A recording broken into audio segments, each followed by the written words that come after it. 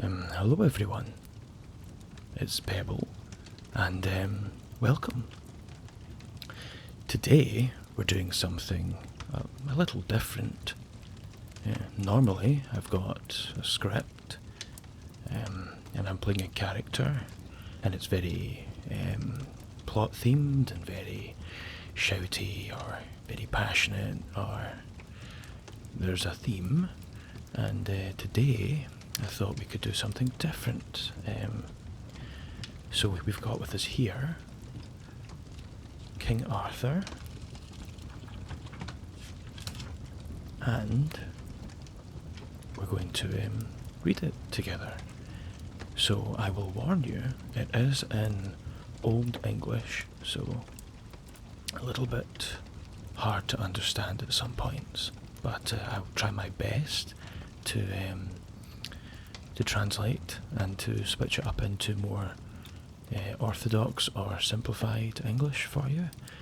So I've got a cup of tea here, so obviously try and get a nice cup of tea, glass of milk, whatever, and relax, close your eyes, and let's go on this journey together, shall we?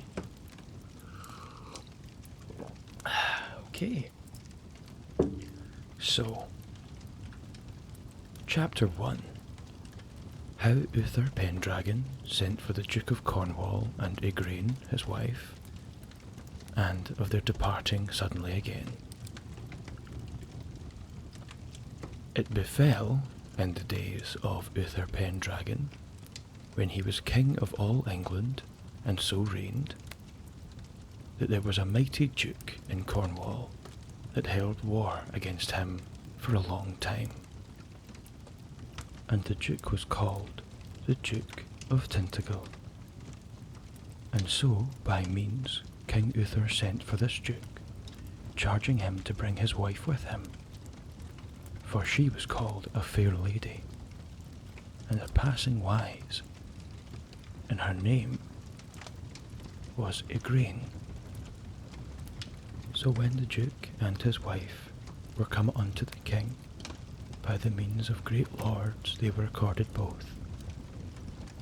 The king liked and loved this lady well, and he made them great cheer out of measure. He desired to have lain by her, but she was a passing good woman, and would not assent unto the king. And then she told the duke her husband, and said, I suppose that we were sent for that I should be dishonoured. Wherefore, husband, I counsel you that we depart from hence suddenly, that we may ride all night unto our own castle. And in likewise, as she said, so they departed, that neither the king nor none of his council were aware of their departing. All so soon as King Uther knew of their departing so suddenly, he was wonderingly wroth. He called to him his privy council, and told them of the sudden departing of the duke and his wife. Then they advised the king to send for the duke and his wife by a great charge, and if he will not come to your summons, then may ye do your best. Then ye have cause to make mighty war upon him. So that was done, and the messengers had their answers. And that was this shortly, that neither he nor his wife would come to him. Then was the king wonderly wroth, and then the king sent him plain word again, and bade him to be ready, and stuff him and garnish him, for within 40 days he would fetch him out of the biggest castle that he hath. When the duke had this warning, anon he went and furnished and garnished 2 strong castles of his, one called Hight Tintagel, and the other Castle Terrible. So his wife Dame Igraine he put in the castle of Tintagel, and himself he put in the castle of Terrible. The latter he had many issues and posterns out. Then in all haste came Uther with a great host, and laid a siege about the castle of Terrible. And there he pight many pavilions, and there was a great war made on both parties, and much people slain. Then, for pure anger and for great love of fair Igraine, the King Uther fell sick. So came to King Uther Sir Ulfius, a noble knight, and asked the king why he was sick. I shall tell thee, said the king. I am sick for anger and for love of fair Igraine, that I may not be whole. Well, my lord, said Sir Ulfius, I shall seek Merlin, and he shall do to you remedy, that your heart shall be pleased. So Ulfius departed, and by adventure he met Merlin in a beggar's array, and there Merlin asked Ulfius whom he sought, and he said he had little ado to tell him. Well, said Merlin, I know whom thou seekest, for thou seekest Merlin. Therefore seek no farther, for I am he. And if King Uther will well reward me, and be sworn unto me to fulfill my desire, that shall be his honour, and profit more than mine. For I shall cause him to have all his desire. All this will I undertake, said Ulfius, that there shall be nothing reasonable but thou shalt have thy desire. Well, said Merlin, he shall have intent and desire. And therefore, said Merlin, ride on your way, for I will not be long behind. So it seems that despite being one of the most noble kings in British history, that Arthur didn't have a very morally centred father, which carries on further in chapter 2, how Uther Pendragon made war on the Duke of Cornwall, and how by the mean of Merlin he lay by the Duchess and gat Arthur. Then Ulfius was glad, and rode on more than a pace, till that he came to King Uther Pendragon, and told him that he had met with Merlin. Where is he? Said the king. Sir, said Ulfius, he will not dwell long. Therewithal Ulfius was ware where Merlin stood at the porch of the pavilion's door, and then Merlin was bound to come to the king. When King Uther saw him, he said he was welcome. Sir, said Merlin, I know all your heart, every deal, and so you will be sworn unto me, as ye be a true king anointed to fulfill my desire. Ye shall have your desire. Then the king was sworn upon the 4 evangelists.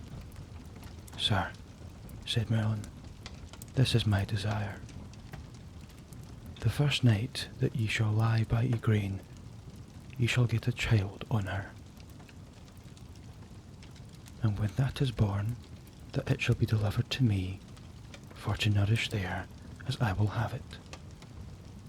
For it shall be born, your worship. And the child's avail, as mickle as the child is worth. I will well, said the king, as thou wilt have it. Now make you ready, said Merlin. This night ye shall lie with Igraine in the castle of Tintagel, and ye shall be like the Duke, her husband. Ulfius shall be like Sir Brastias, a knight of the Duke's, and I a fellow knight, Sir Jordanus. But wait ye make not many questions with her, nor her men, but say you are diseased, and so hie you to bed, and rise not in the morn till I come for you. For the castle of Tintagel is but 10 miles hence. So this was done as they devised. But the Duke of Tintagel espied how the king rode from the siege of Terrible, and therefore that night he issued out of the castle at a postern for to have distressed the king's host. And so, through his own issue, the Duke himself was slain or ever the king came to the castle of Tintagel. So after the death of the Duke, King Uther lay with the grain more than 3 hours after his death, and begat on her that night Arthur. And on day came Merlin to the king, and bade him to make ready, and so he kissed the Lady Igraine, and departed in all haste. But when the lady heard tale, the Duke her husband, and by all record he was dead, or ever King Uther came to her, then she marvelled who that might be that lay with her in likeness of her lord. So she mourned privily and held her peace. Then all the barons by one assent prayed the king of accord betwixt the Lady Igraine and him. The king gave them leave, for fain would he have been accorded with her. So the king put all the trust in Ulfius to entreat between them. So by the entreaty, at the last the king and she met together. Now we will do well, said Ulfius. Our king is a lusty knight and wifeless, and my Lady Igraine is a passing fair lady. It were great joy unto us all, and it might please the king to make her his queen. Unto that they all well accorded, and moved it to the king. And anon, like a lusty knight, he assented thereto with good will, and so in all haste they were married, in a morning with great mirth and joy. And King Lot of Lothain and Orkney then wedded Margaux, Gawaine's mother, and King Nutress of the land of Garlot wedded Elaine.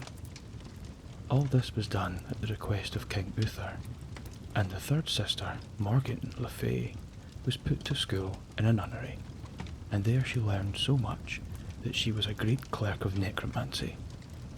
And after she was wedded to King Uraines of the land of Gore, who was Sir Uwaine le Blanchemain's father. Chapter 3. Of the birth of King Arthur and of his nurture. Then Queen Igraine waxed daily greater and greater. So it befell, after within half a year, as King Uther lay by his queen, he asked her, by the faith she owed him, whose was the body? She then sore abashed to give answer. Dismay you not, said the king, but tell me the truth, and I shall love you the better, by the faith of my body. Sire, she said, I shall tell you the truth. The same night that my lord was dead, the hour of his death, as his knights record, there came to my castle of Tintagel a man like my lord in speech and countenance, and 2 knights with him in likeness of 2 of his knights, Brastias and Jordanus. And so I went unto bed with him, as I ought to with my lord, and the same night as I shall answer to God. This child was begotten upon me. That is truth, said the king, as ye say, for it was I myself that came in the likeness, and therefore dismay you not, for I am father of the child. And there he told her all the cause, how it was by Merlin's counsel. Then the queen made great joy when she knew who was the father of her child. Soon came Merlin unto the king, and said, Sire, ye must purvey you for the nourishing of your child. As thou wilt, said the king, be it. Well, said Merlin, I know a lord of yours in this land that is a passing true man and a faithful, and he shall have the nourishing of your child, and his name is Sir Ector, and he is a lord of fair livelihood in many parts in England and Wales. And this lord, Sir Ector, let him be sent for to come and speak with you, and desire him yourself as he loveth you, that he will put his own child to nourishing to another woman, and that his wife nourish yours. And when the child is born, let it be delivered to me at yonder privy postern unchristened. So, like as Merlin devised, it was done. And when Sir Ector was come, he made haste to the king for to nourish the child, like as the king desired. And there the king commanded 2 knights and 2 ladies to take the child, bound in cloth of gold, and that ye deliver him to what poor man you meet at the postern gate of the castle. So the child was delivered unto Merlin, and so he bare it forth unto Sir Ector, and made a holy man to christen him, and named him Arthur. And so Sir Ector's wife nourished him with her own pap. So now, with the birth of Arthur, the plot thickens, and we're starting to see the scheming mind of Merlin, with all this children swapping and deception and disguises and the taking of wives and the murdering of husbands. It's certainly not quite the black and white tale of heroes and villains that you were taught as a child, but it's very interesting, isn't it?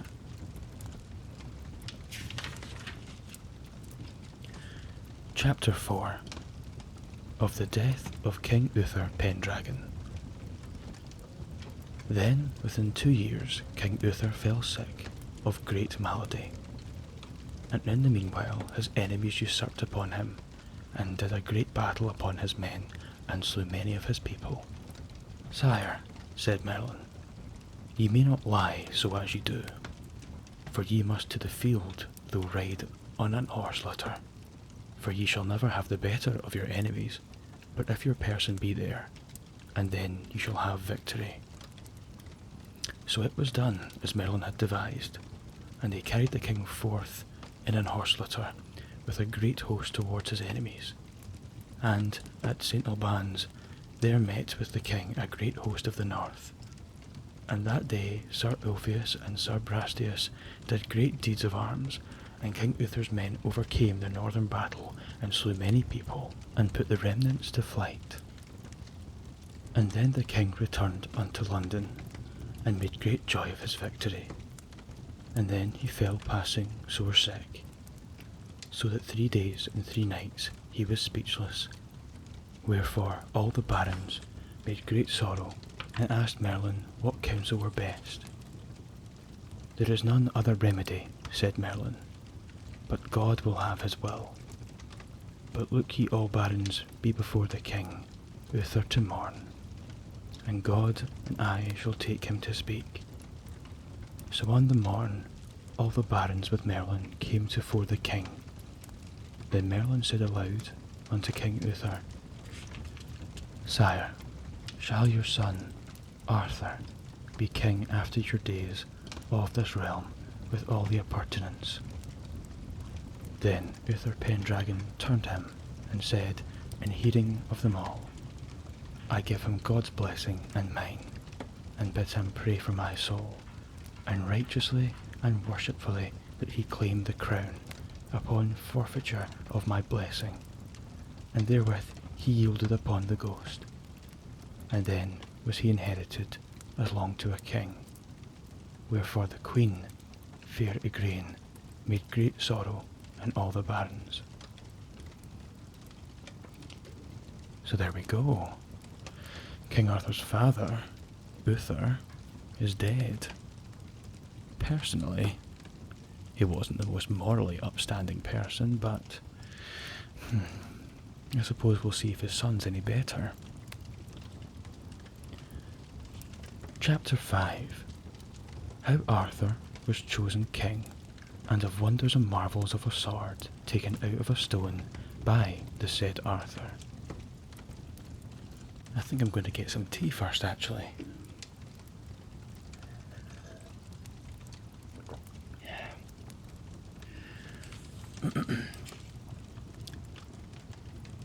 Then stood the realm in great jeopardy long while, for every lord that was mighty of men made him strong, and many weened to have been king. Then Merlin went to the Archbishop of Canterbury and counselled him for to send for all the lords of the realm and the gentlemen of arms, that they should come to London by Christmas upon pain of cursing, and for this cause that Jesus that was born on this night, that he would make of his great mercy show some miracle, that he was to come to be king of mankind, for to show some miracle who should be rightwise king of this realm. So the Archbishop, by the advice of Merlin, sent for all the lords and gentlemen of arms, that they should come by Christmas even unto London. And many of them made them clean of their life, that their prayer might be more acceptable unto God. So in the greatest church of London, whether it were Paul's or not, the French book maketh no mention, all the estates were long or day in the church for to pray. And when matins and the first mass was done, there was seen in the churchyard, against the high altar, a great stone 4 square, like unto a marble stone, and in midst thereof was an anvil of steel, 1 foot high, and therein stuck a fair sword, naked by the point, and letters there written in gold about the sword that said this: Whoso pulleth out the sword of the stone and anvil is rightwise king born of all England. Then the people marvelled, and told it to the Archbishop. I command, said the Archbishop, that ye keep you within your church and pray unto God still, that no man touch the sword till the high mass be all done. So when all masses were done, all the lords went to behold the stone and the sword. And when they saw the scripture, some essayed, such as would have been king, but none might stir the sword, nor move it. He is not here, said the Archbishop, that whom shall achieve the sword. But doubt not God will make him known. But this is my counsel, said the Archbishop, that we let purvey 10 knights, men of good fame, and they to keep this sword. So it was ordained. And then there was made a great cry, that every man should essay that would, for to win the sword. And upon New Year's Day the barons let make a joust and tournament, that all the knights would joust or tourney there might play. And all this was ordained for to keep the lords together and the commons, for the Archbishop trusted that God would make him known that should win the sword. So upon New Year's Day, when the service was done, the barons rode unto the field, some to joust and some to tourney. And so it happened that Sir Ector, that had great livelihood about London, rode unto the jousts, and with him rode Sir Kay, his son, and young Arthur, that was his nourished brother.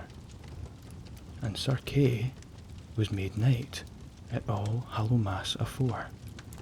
So as they rode to the joust ward, Sir Kay lost his sword, for he had left it at his father's lodging. And so he prayed young Arthur for to ride for his sword. I will well, said Arthur, and rode fast after the sword.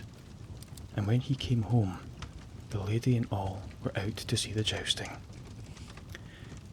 Then was Arthur wroth, and said to himself, I will ride to the churchyard, and take the sword with me that sticketh in the stone, for my brother Sir Kay shall not be without a sword this day. So when he came to the churchyard, Sir Arthur alighted, and tied his horse to the stile, and so he went to the tent, and found no knights there, for they were at the jousting. And so he handled the sword by the handles, and lightly and fiercely pulled it out of the stone, and took his horse, and rode his way until he came to his brother Sir Kay, and delivered him the sword. And as soon as Sir Kay saw the sword, his wist well it was the sword of the stone, and so he rode to Sir Ector, and said, Sir, lo, here is the sword of the stone, wherefore I must be king of the land. Where Sir Ector beheld the sword, he returned again and came to the church, and there they alighted all three, and went into the church. And anon he made Sir Kay swear upon a book how he came about the sword. Sire, said Sir Kay, by my brother Arthur, for he brought it to me. How gat ye this sword? Said Ector to Arthur. Sire, I will tell you. When I came home from my brother's sword, I found nobody at home to deliver me his sword, and so I thought my brother Sir Kay should not be swordless. And so I came hither eagerly, and pulled it out of the stone without any pain. Found ye any knights about this sword? Said Sir Ector. Nay, said Arthur. Now, Sir Ector to Arthur, I understand ye must be king of this land.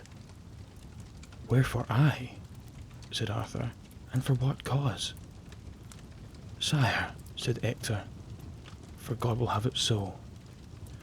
For there should never man have drawn out this sword, but he that shall be rightwise king of this land.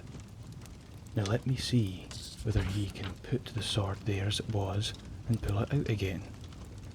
That is no mastery, said Arthur, and so he put the sword in the stone. Wherewithal Sir Ector essayed to pull out the sword, and failed. So that's the end of chapter 5. I think we're going to leave it here. I think this is a pretty good point to stop it, now that Arthur has pulled the sword from the stone and achieved his God-given destiny of becoming king. So we may do more of this book, or I may do some of the Iliad and the Odyssey, or I've got some of Dante's Inferno, or I've got some of Bullfinch's mythology. We've got a smattering of books we can read. So yeah, thank you for listening, and I hope that majority of you have fallen asleep by now, with my awfully boring monotone voice. But yeah, thank you, and I will see you in the next Story RP video that will come out next week. Thanks for watching. Good night.